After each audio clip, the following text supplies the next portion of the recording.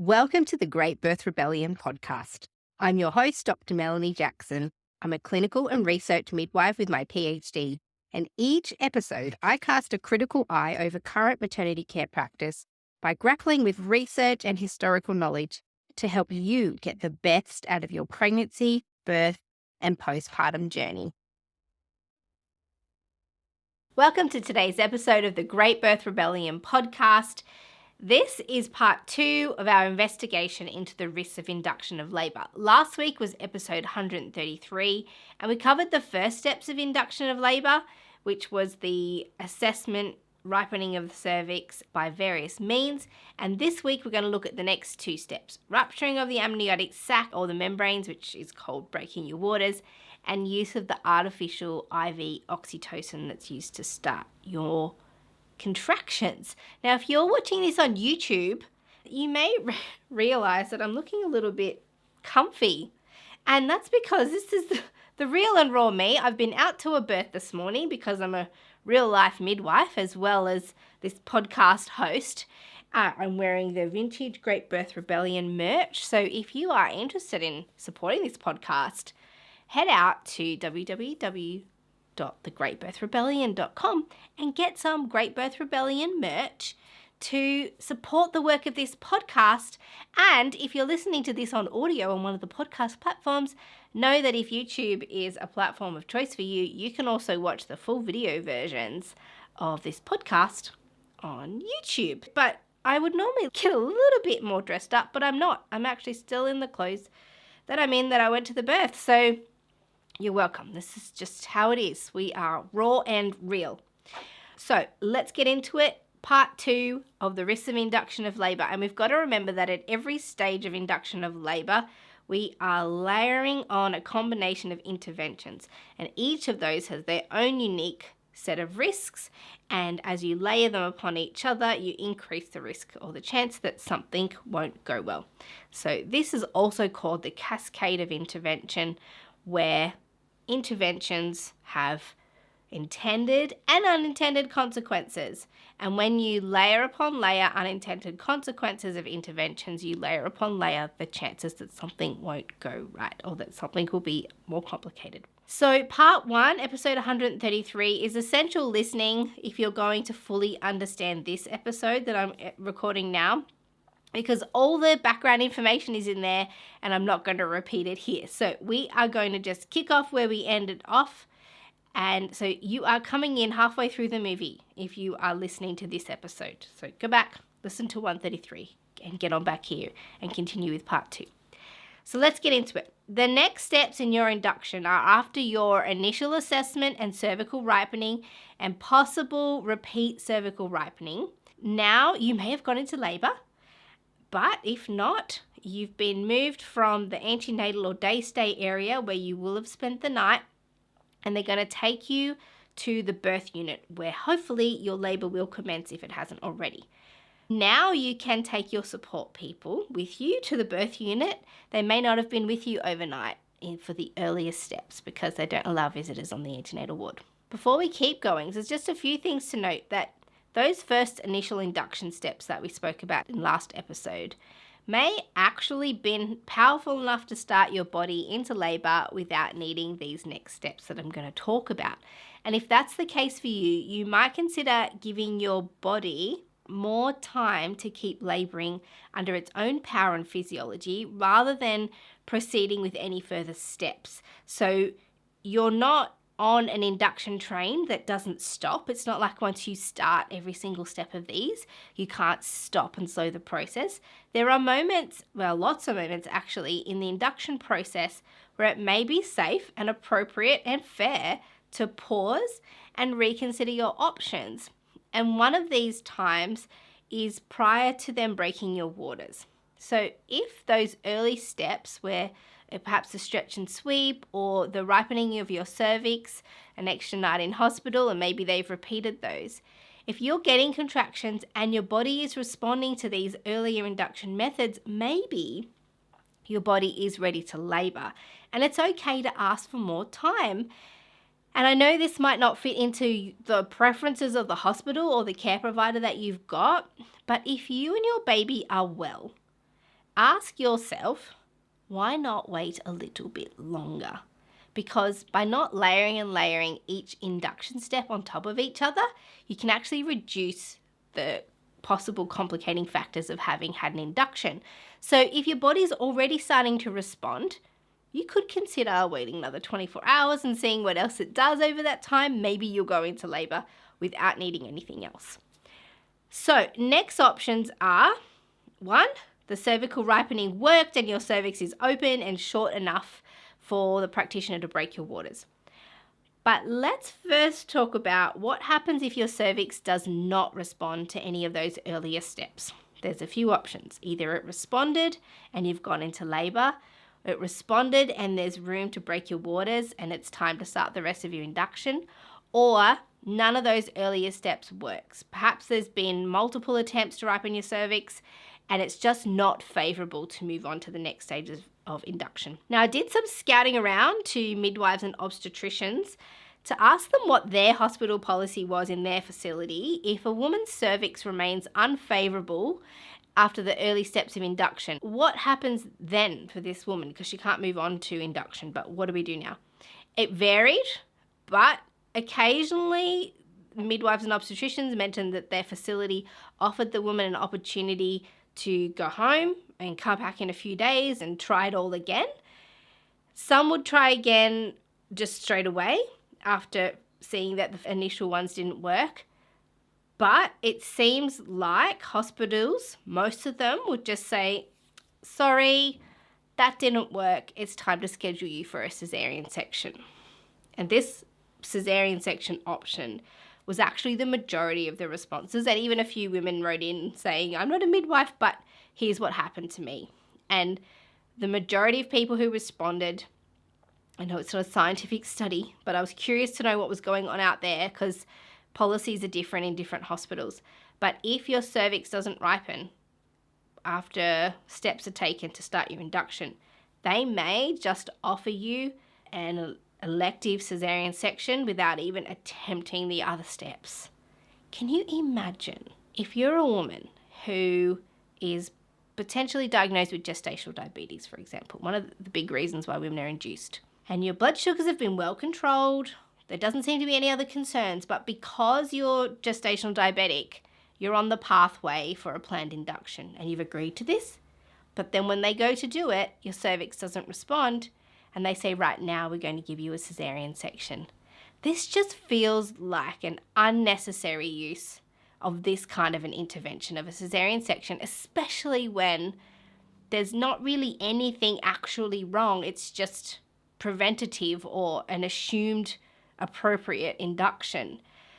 So just know that if those early steps don't work, that you might be offered a cesarean section and then you need to make a decision about that. It's really unfortunate. And actually a lot of the people, midwives and obstetricians who responded, were also really angry at the idea that a failed induction process then puts the women at risk of a cesarean section without even having laboured. So a risk of agreeing to and going through those initial stages is that it's quite possible that you won't be offered the option of a vaginal birth, but that you'll be advised to have a cesarean section.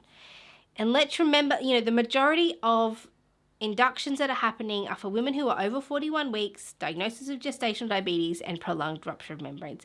And if you've been following this podcast for long enough, you'll know that there are a wide range of clinical options for women in these circumstances that don't involve induction of labour. So we're asking why the cesarean section rate is so high.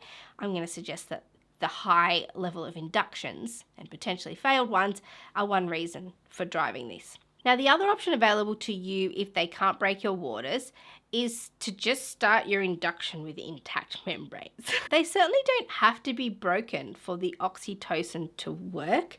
The two are actually fairly unrelated in their activity, and there is actually a lot of research that asks the question, what if we just break women's waters later in the induction process? What if we started the oxytocin drip before breaking the woman's waters? Would this change anything?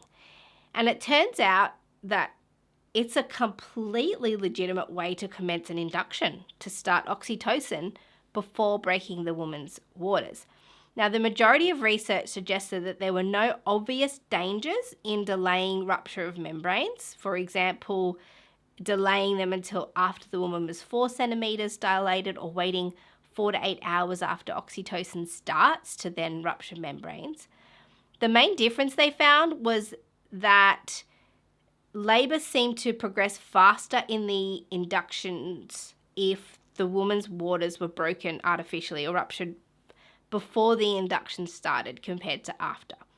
So it seems like there's another option than going straight to caesarean section. You could ask to start the oxytocin drip without your waters being broken. Your practitioner might feel nervous about this because there's an old wives' tale about amniotic fluid embolism risk increasing for induction of labour if you don't break the waters. Now, it's true that if you have an induction, there's an increased risk of amniotic fluid embolism. That's true. And theoretically, if you break a woman's waters and there's less amniotic fluid, there's a theoretical reduction in the chance of amniotic fluid embolism. It's very, very rare as it is, but this has not really ever been proven. It's not like we know that there's a correlation, but I think that's probably what is holding people back from considering this option. But if your options are caesarean section or attempting oxytocin drip without rupturing your membranes, and the relative risk of an amniotic fluid embolism is very, very small, then this could be something maybe that you could ask your practitioner to consider in your circumstances, because there are risks to caesarean sections too. And so it's not unheard of actually to start oxytocin without rupturing membranes. That is completely possible. And this idea of the amniotic fluid embolism risk, it likely came from this study 2006 by Kramer et al. In Canada, which was a huge study. It was based on 3 million births that showed that having an induction increased a woman's risk of amniotic fluid embolism. The usual chances of this happening is about 6 in 100,000 singleton births. It's more in twins and things. But the study found that this nearly doubled to about 11 in 100,000 births if you're having an induction. So roughly 50% increase in amniotic fluid embolisms. Again, the numbers, if you're induced, 11 in 100,000 inductions. And so they theorise that if we break women's waters, then maybe there's less amniotic fluid, therefore less chance of an embolism. It's so hard to answer this question though, because it's such a rare circumstance. You have to have such a big study to even test this idea. So if your clinician doesn't want to induce you without breaking your waters based on this theoretical risk, and they're worried about 11 in 100,000 as a risk factor, but they're cool with giving you a caesarean section, which puts you at greater risk of a lot of other things, then I would question their risk assessment skills. You know, if they're saying, look, I can't start oxytocin because there's a risk of amniotic fluid embolism. Yep, there is a risk, an 11 in 100,000 risk. And they would sooner give you a caesarean section, which has far greater risks associated with it, in far greater percentages. Obviously, I'm not going to cover them all now. But they have decided that they're willing for you to take the risk of caesarean section over amniotic fluid embolism. I would suggest that you make the decisions yourself. You decide if you want to go with the risk of amniotic fluid embolism and a slower labour, slower induction, than the risk of amniotic fluid embolism. So this is something for you to decide. I'm only giving information, not suggesting what you should do with it. My point is there doesn't seem to be very conclusive evidence that it's an absolute no-no to start an induction with oxytocin if your membranes are intact. In fact, there's a large number of studies that looked into this exact scenario, and you can see some of them in the resource folder. So the main disadvantage of not breaking your waters is that the labour seems to go longer than if you did break them. So if you're comfortable with that being the payoff for giving the induction a go instead of going straight to caesarean section, there doesn't seem to be a sort of convincing reason why not to try. And then if the oxytocin is effective and your cervix starts to open and dilate, then they can break your waters partway through the induction. But let's say now that your cervix is favourable. All of those early steps worked, and there is an option of amniotomy or breaking your waters where they use an amni hook, which looks like a crochet hook, and they reach it up into your cervix with 2 fingers. So this is another vaginal exam, cervical exam, and be expecting vaginal exams somewhere in the vicinity of 2 to 4 hourly when you have an induction, depending on how things are going. So they'll put 2 fingers in and they'll locate the amniotic sac, which should have, if you're doing the amniotomy correctly, the baby's head should be well applied and firmly pressed upon the membranes. And they'll hook into the amniotic sac and release the amniotic fluid from around the baby. Now, the research shows that doing this now will help speed the induction process, and speed is important in a hospital system. It's not really important for a normal labour. They can take longer, but the time of induction is kind of important. It's a higher risk birth than a spontaneous labour where you just go into labour on your own under your body's own power.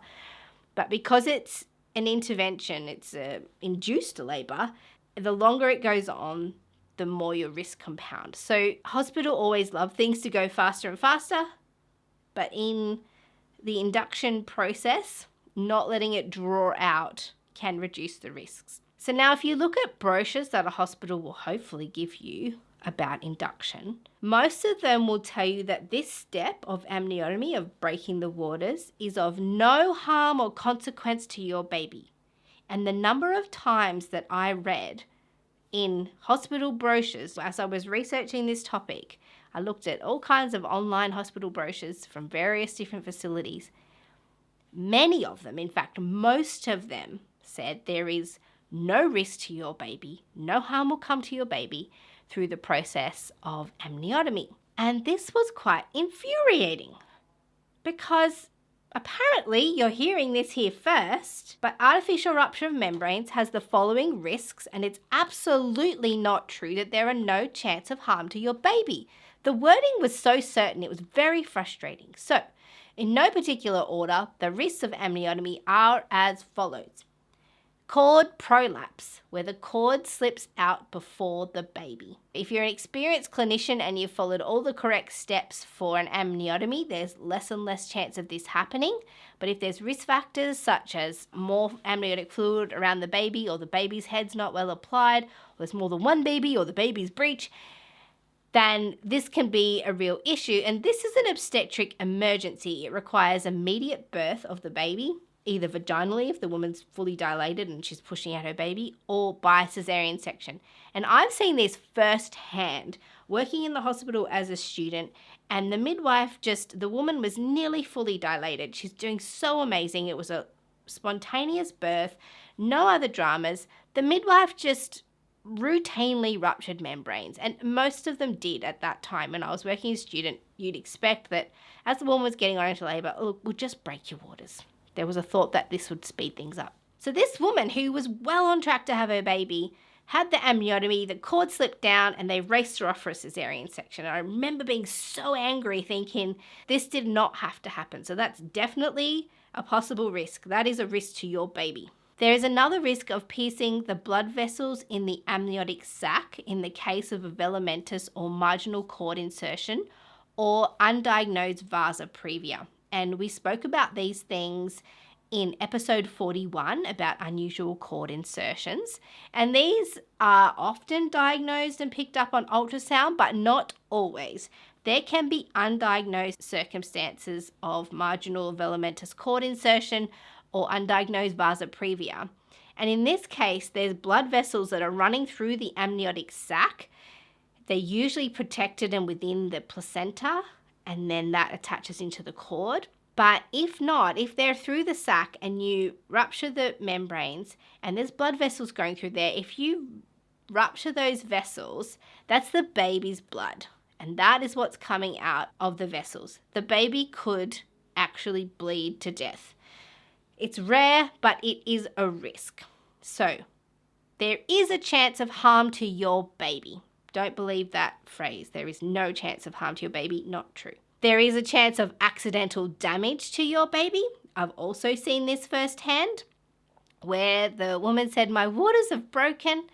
I said to the midwife, "Yeah, her waters have broken." And the midwife was almost certain that no, the waters had not broken, and repeatedly attempt to break the waters.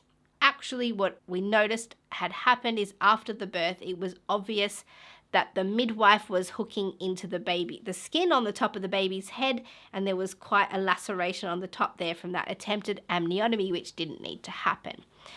So that is also possible, something I've witnessed. The other risk of prematurely rupturing the membranes is causing malpresentation of the baby. So for babies that are poorly positioned or need to do more rotating or tucking in the head, or something needs to happen, they often need that amniotic fluid as padding and a tool to help with their rotation. So if you deprive them of that, it's possible that they can't get into the position they need to get into to be born. The other risk is increased compression and pressure on the structures for the baby, including its own vascular supply, which could lead to stress on the baby, and also increased pressure for the woman of her baby on her cervix and bony structures. So women have reported that labour is more painful after an ARM, artificial rupture of membranes, than before because of the loss of that cushioning.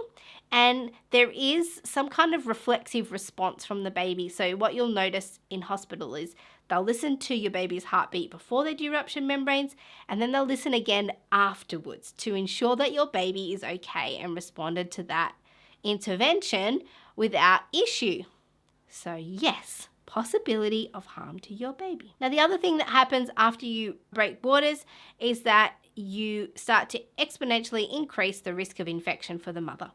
So once the waters are broken, and in particular, if you are doing that in conjunction with the multiple vaginal examinations that are going to go along with the induction process, then the risk of intrapartum infection for the woman increases statistically. So these are all the possible risk factors for artificial rupture of membranes. So if you see somewhere that says there are no dangers to the baby or the mother of artificial rupture of membranes, and you've been told a big furphy, it's not true, the resources are in the resource folder if you want to have a look at that, if you're on the mailing list. So now, at this juncture, most hospital policies will simultaneously rupture membranes or break the waters, and then start the IV oxytocin. They either start it immediately or shortly after. But here is another opportunity to do some waiting.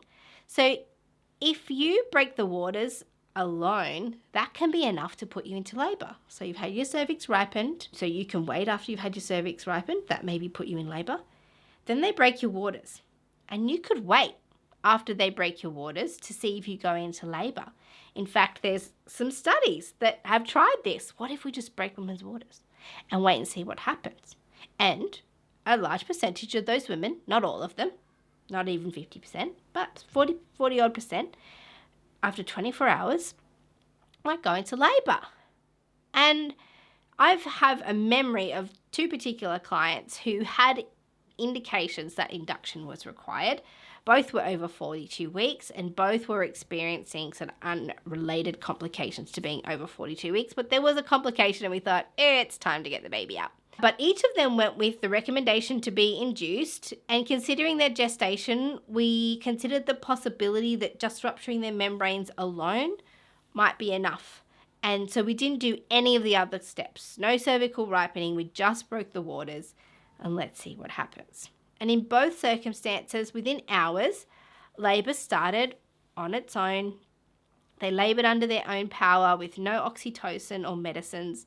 So they needed minimal intervention. We didn't have to put a CTG on. We didn't have to do much to get their labour started. There was fewer steps, fewer interventions, which then significantly reduces the risk and complicating factors of being induced. So they were only exposed to the intervention of artificial rupture of membranes, which is probably one of the lower risk parts of induction. And in this scenario, if everything kicks off after an artificial rupture of membranes and you don't need the oxytocin, then you could also consider not accepting continuous CTG monitoring. So these two particular clients, they could have intermittent monitoring because they weren't having all the other elements. Now, continuous CTG monitoring from this point onwards, after the rupture of membranes and the commencement of oxytocin, is considered standard practice in all hospitals with induction. And if you listen to the episodes with Kirsten Small on the use of CTG in labour, I'll link it in the show notes below. But she spoke about one of the only times that CTG seems to make any difference to outcomes in a positive way is during induction of labour. So induction of labour increases the risk that the baby could be damaged because of oxygen deprivation.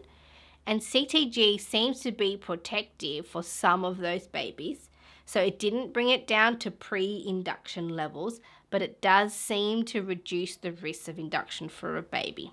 This comes with lots of nuance, of course, and I would encourage you to listen to that episode with Kirsten about CTG to get a full picture of that. And we will talk about the risks of CTG later in this episode. But for now, let's look at the next step in the induction process. If your contractions haven't yet started after cervical ripening or spontaneous rupture of membranes, the next step is starting your contraction, and this is done using oxytocin. So in Australia, we call this product syntocinon. In America, it's regularly called Pitocin. So they're the same medicine, it's artificial oxytocin, same thing, just different name. So how is this done? So using oxytocin to induce contractions, it requires a continuous IV drip. So this is inserted using a cannula into your vein. So there's a needle involved. They'll also want to take some bloods before they start all this. They'll take some routine induction bloods. So there's a needle for that. There's also another needle for the cannula that goes into your vein, and that's going to be set up to an IV tube. So that stays in for your whole labour and it's all taped on. An IV tube that leads to a bag of fluids into which they'll put the oxytocin medication, and they deliver the oxytocin medication by drips through that fluid. So the longer your induction goes on for, the more fluid you are loaded with. Now, this is significant, and it can be so significant, in fact, that there's caution around how many bags of fluid you can give to a woman during induction to avoid overloading a woman, because there is something called water toxicity, and you can overload women with fluids. And there's also acknowledgement that the baby also experiences this. So much so that there are some calls to weigh babies who are born by induction the next day. So don't weigh them at birth, because the additional fluid that they've taken on through the induction process gives an inaccurate estimated weight at birth. And then when they weigh them later in the week or a few days later for discharge, it looks like they've lost heaps and heaps of weight, more than 10% of their weight. They haven't lost heaps of weight. They've just drained all the extra fluid that they were carrying. But this can mean that babies have to stay in hospital longer. They think they're not feeding properly. They might investigate them for reasons of poor weight gain, when in fact they weighed more than they should have at birth because they were overloaded with fluid. So that's one possibility. It happens to the baby, but it also happens to women. So the fluid and the oxytocin medicine is delivered through an IV machine, which is programmed to deliver you a preset dose, and the machine beeps all the time. So they'll start you off on a particular dose, and every half hour it gets increased depending on how your body's responding. But this machine, it beeps if it gets blocked, if the fluid stops flowing, if the bag is empty. These bloody machines seem to just beep all through labour.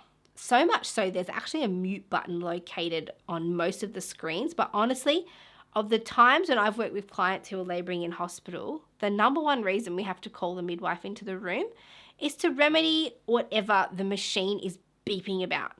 And it might seem trivial, but having a machine constantly alarming in the birth space is incredibly irritating to me.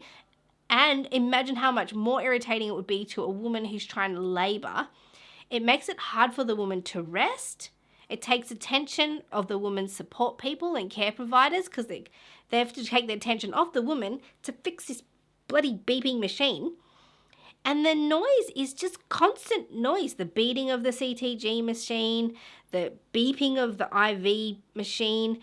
the woman's in this noisy environment, tethered to the IV pole and the machine, and it just makes it difficult to be in that environment for labour. So adding to the constant noise is also that the CTG and the IV poles usually have cords. There are some CTGs with what we call telemetry, so there's no cords attached, which helps the woman not be tethered to every single machine in the room. But it makes it hard for the woman to move freely, because the more you move around with those CTG monitors, and if you don't know what a CTG is, you've got to listen to our CTG episodes. But basically, there's two big round, about the size of a, tennis ball. It's not round, but it's a flat disc about the size of a tennis ball. Two of those are strapped to your belly when you're having a CTG, and if you're being induced, they'll stay on the whole time. But if you move too much and they move away from where they get in contact with the baby's heart, then your midwife is going to come in and constantly be trying to adjust the CTG receivers because they lose contact or they move around. And it makes it hard to get a consistent fetal heart rate trace on the baby. Now, in some hospitals, they will remedy poor contact by suggesting to the woman that she accept what's called a fetal scalp electrode, which is a small metal spiral. It's about 3 or 4 millimeters across, and it spirals like a little spring, and it's got a sharp end like a needle, and that's pressed up against the baby's head, and it's spiraled into the baby's scalp, the skin on the baby's scalp, which gives direct contact to the baby, and it can detect the baby's heart rate supposedly more accurately than the CTG monitor on the outside of your belly. Now, some people will describe this as a little clip on the baby's head, but it's not. It's a spiral-shaped needle, and it's anchored into the baby's head. It's coming out of your vagina, and then it's taped to your leg. This is the alternative to the CTG. Alternatively, if you've got a CTG, you might end up just choosing not to move as much to avoid losing contact. So if we're talking about layering of risk factors in this context, the fact that a woman's experience of CTG is usually that it makes it harder to move around and get comfortable. What we already know is that limiting a woman's movement in labour not only reduces the chance of an unassisted vaginal birth, but it also makes it harder for the woman to manage pain and the sensations of labour. So women should feel free and comfortable to move in labour without feeling restricted. And moving freely in labour, it helps to relieve pain, especially because women report that the induction of labour contractions are far more painful than naturally occurring ones. So there are lots of reasons for this to be true, not only because that's what women report their experience to be. So add to that and less capacity to move freely in labour because of CTG and IV pole. And then you've got yourself a perfect storm where these types of labours can be harder to manage because of these types of restrictions. So one risk of induced labour contractions is that many women describe the contractions as more painful. And it's extra important to be prepared with pain management strategies. This could include moving freely, but we've just learnt that CTG and IV pole, this can be harder. You could use water in the shower or a bath. However, many hospitals have a policy that excludes you from accessing water for pain management. It can be done, but some of them simply won't, especially if their CTG equipment is not waterproof. And many won't allow it because you are having an induction, and inductions are higher risk than spontaneous labour. But heat packs are still possible, massage, TENS machine, support from a loved one or a midwife or a doula. You can use music, hypnobirthing or calm birth techniques, the birth comb, a birth sling. There's a whole episode of The Great Birth Rebellion on managing the pain of labour without medicine. So I'll link that in the show notes as well. But just know that the induced labour contractions are not equivalent to naturally occurring contractions. So if this is your first experience, know that next time it won't be like that if you go into spontaneous labour. And if you've laboured before and now you're getting ready for an induction, just maybe reset your expectations and be prepared that it will be different. So, an additional risk of labour that is induced is that many women experience it to be more painful, and then there's documented evidence that women who have inductions also have higher rates of using an epidural. No surprises there, makes total sense. So while I don't have time to explain all the risks of an epidural, that would take a whole episode in itself to explain all the risks of an epidural. We know that epidurals are an intervention that are not a no-risk option. So if you do have an epidural in addition to your induction, you can stack those risks on top of the ones already inherent in the induction process. So remembering also, if you have an epidural, you'll also have a urinary catheter, which again adds to the layering. Every intervention has an intended and unintended consequences. And we also speak about this on the cascade of intervention episode, which is episode 74.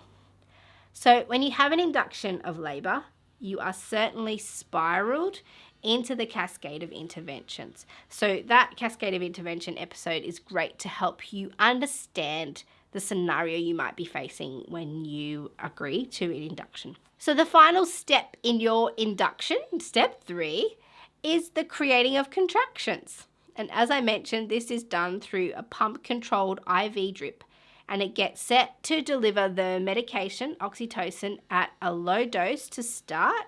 And then every 30 minutes or so, depending on the workplace policy, the dose is increased until the time where you're getting around 3 to 4 contractions in a 10-minute period.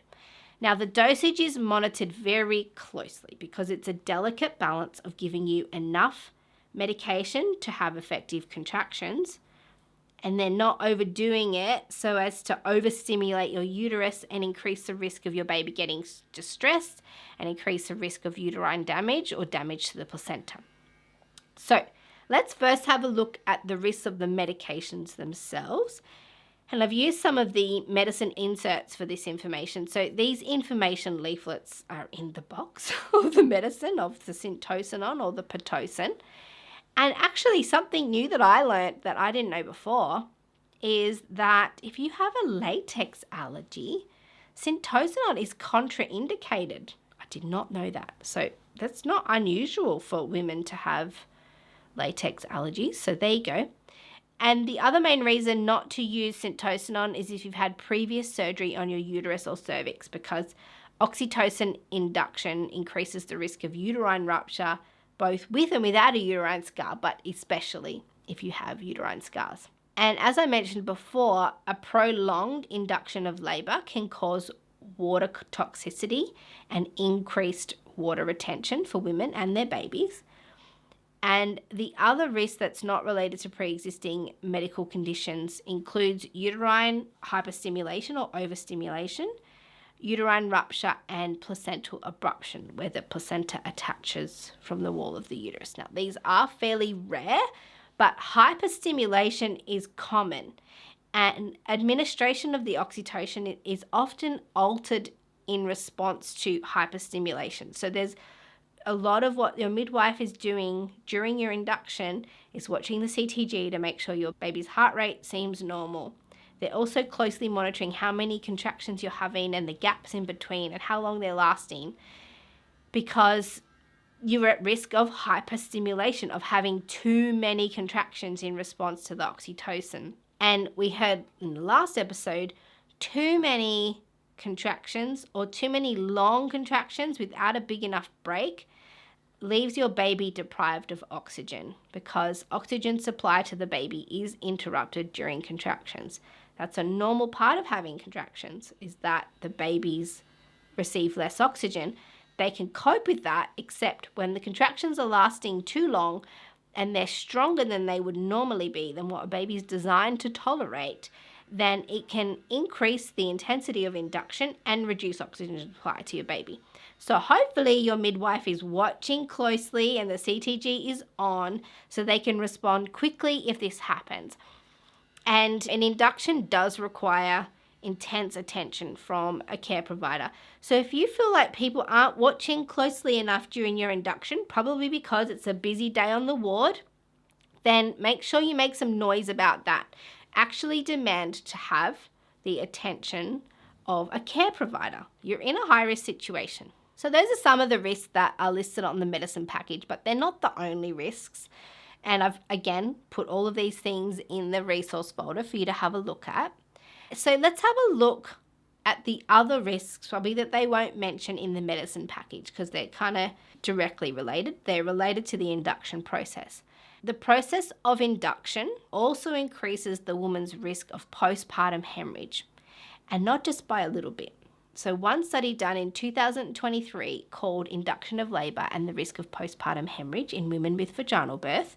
So it's a full text article and it's in the resource folder.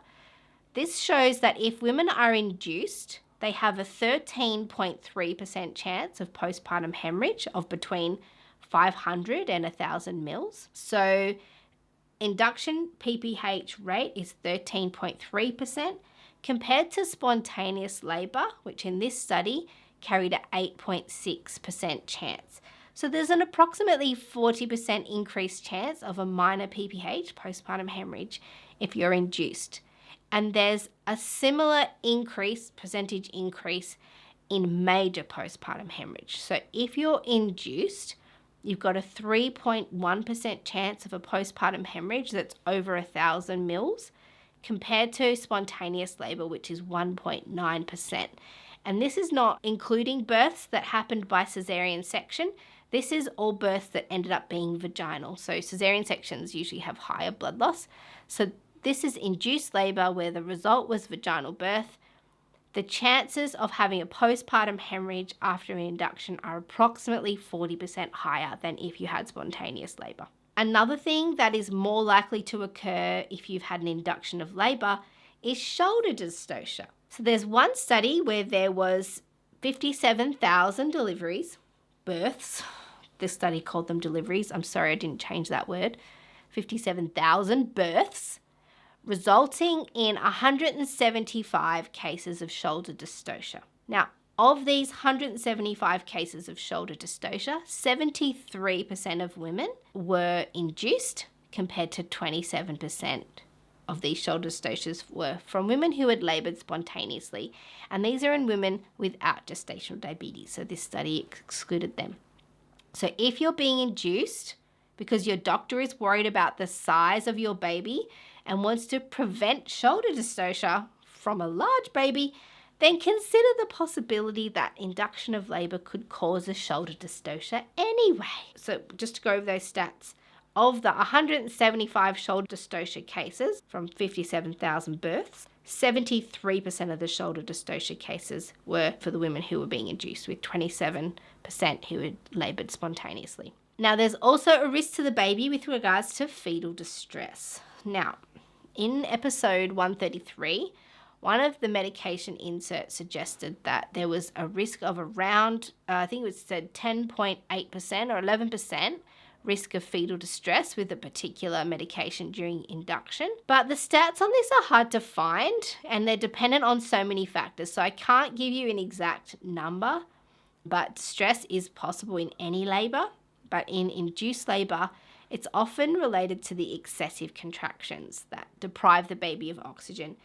So, as I said, they can cope with this to a degree, but where the labour is induced and the contraction pattern is not what the baby's made for, then the chances of this are more likely. Now, I could go on and on about the risks because actually I haven't finished yet. I haven't even covered the immediate postpartum or early neonatal risks of induction, simply because I cannot fit it in.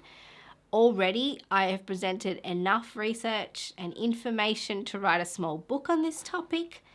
So I'm going to finish up the podcast with leaving you with some stats from a 2021 study done by some of my most favourite researchers. And I love them because of how dedicated they are to an accurate research process. They are meticulous. This study team was headed by Professor Hannah Darlin, and it's called Intrapartum Interventions and Outcomes for Women and Children Following Induction of Labour at Term in Uncomplicated Pregnancies. And it was a 16-year population-based linked study. And they found, so of 69,000 women who had an induction of labour for non-medical reasons, there were the following stats. So if you were having your first baby, primate women, with an induction of labour versus spontaneous, so the first stat that I'll say in all of these is if you've had an induction, and the next stat is if you've gone into spontaneous labour.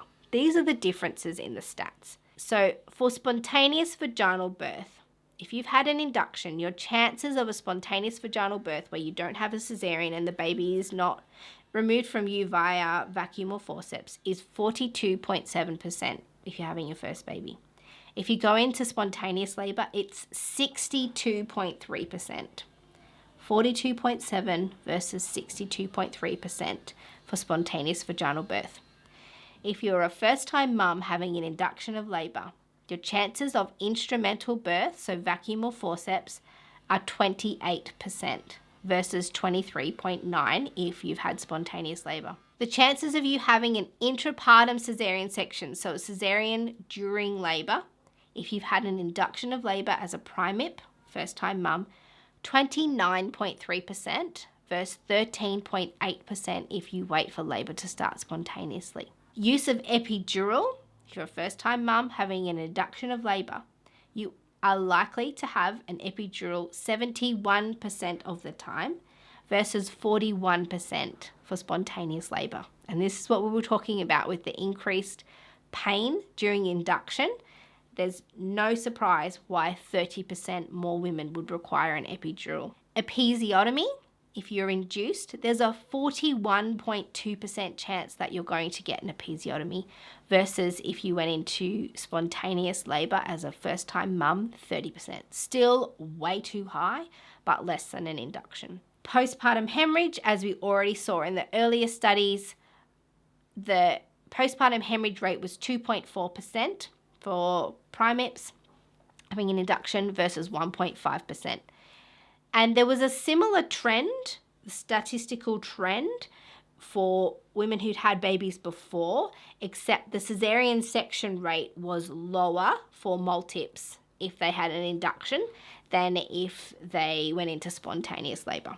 But everything else was higher risk if you're induced. Oh, this has probably been one of the trickiest episodes or series of episodes I've ever had to write for the Great Birth Rebellion podcast. That's because the topic is so nuanced, the interventions are so overused, the decisions about when they're necessary and when they're not necessary are so varied and nuanced as well.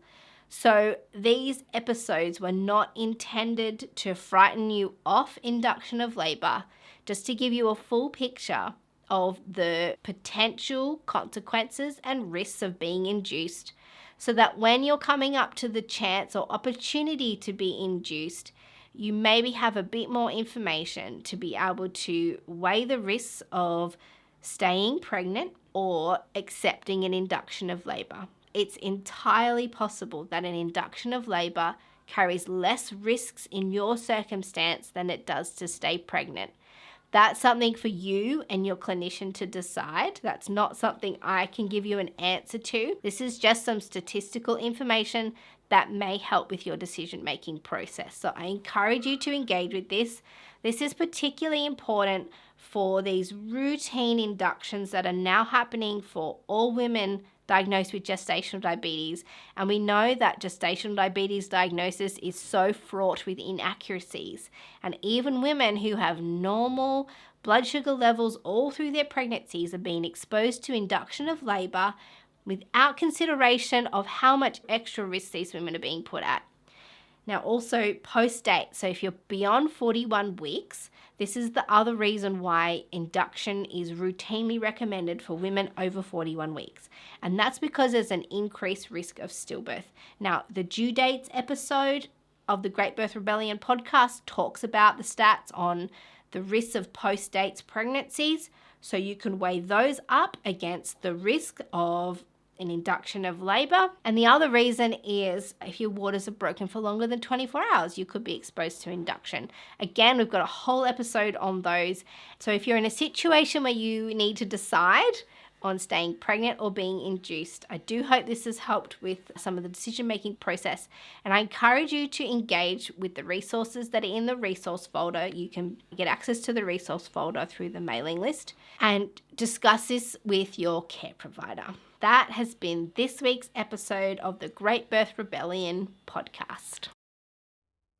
To get free access to all the research that's used to create each podcast episode, you can join the mailing list at melaniethemidwife.com.